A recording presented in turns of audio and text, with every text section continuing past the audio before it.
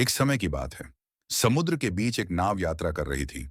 खुशनुमा मौसम, समुद्र की शांत लहरें और सूर्यास्त के खूबसूरत लम्हों का लोग आनंद उठा रहे थे। तभी अचानक काले बादल छा गए, तेज हवाएं चलने लगीं और समुद्र में भयंकर तूफान आ खड़ा हुआ। नाव डगमगाने लगी। नाव में बैठे लोग घबराकर चिल्लाने लगे, अब तो हम डूब जाएंगे।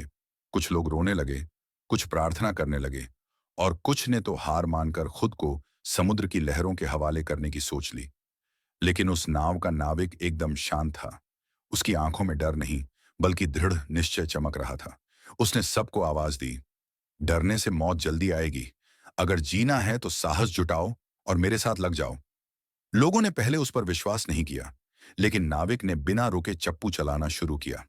लहरें नाव पर टूट टूट कर गिर रही थीं, पर हर बार वह पूरे जोर से नाव को आगे बढ़ाता। उसकी हिम्मत देखकर बाकी यात्री भी धीरे धीरे उसके साथ जुड़ने लगे। कई घंटे तक संघर्ष चलता रहा।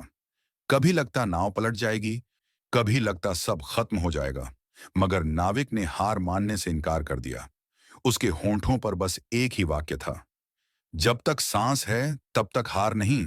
आखिरकार सुबह की पहली किरण के साथ किनारा दिखाई दिया। नाव सुरक्षित पहुंच गई। सभी यात्री रो पड़े। ये आंसू डर के नहीं, बल्कि नई जिंदगी मिलने की खुशी के थे।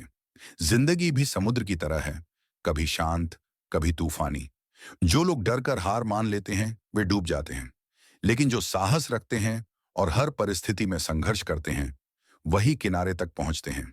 याद रखो, असली नाविक वही है जो तूफान में भी हिम्मत न छोड़े। तूफान केवल डराने के लिए आते हैं, रुकने के लिए नहीं। मुश्किलें और कठिनाइयां जिंदगी का हिस्सा हैं, लेकिन हार मान लेना असली हार है। डर हार की पहली शुरुआत है और साहस जीत की पहली सीढ़ी। ये कहानी हमें यह सिखाती है कि मुश्किलों का तूफान चाहे कितना ही बड़ा हो, पर इंसान का हौसला उससे भी बड़ा होता है। साहस और आत्मविश्वास से ही इंसान असंभव को संभव बना सकता है और अंत में मंजिल उन्हीं को मिलती है जो मुश्किलों का सामना करने का साहस रखते हैं।